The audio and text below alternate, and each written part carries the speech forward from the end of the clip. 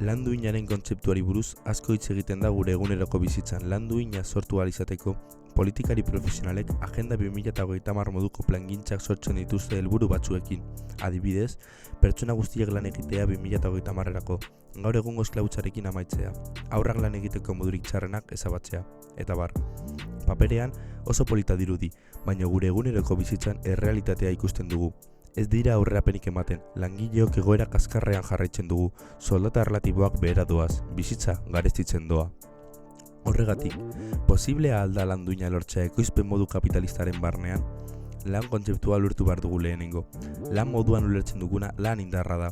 Hau gizaki guztiok dugun merkantzia bat da, gure adimena, esfortzua, jakimenak eta bar pilatzen dituena.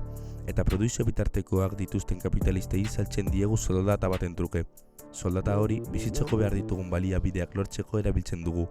Honen balioari lan indarra deitzen diogu. Lana duina izango balitz, enpresarentzat lan indarren balioa sortzeko behar den denbora egingo genuke lan.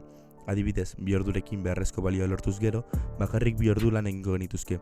Baina hori horrela izatekotan, enpresariak inbertituko dioagatik ez zuen etekinik aterako, eta horregatik 8 ordu egiten ditugu lan. 2 orduz gure lan indarraren balioa sortzeko, eta 6 orduz guretzat izango ez den balioa sortzen. Guri ordaintzen ez askigun 6 orduen balioa ez zaio inori ordaintzen. Balio hori hutsetik agertu dela esan dezakegu, eta gain balioa deritzogu. Hutsetik agertutako balio horri esker, kapitalismoak esplotazio prozesu bat eskutatzen du. Langile klaseak sortutako gainezko balioa maitatzen, askotan, lan duinaren bazkaren atzean eskutatuta.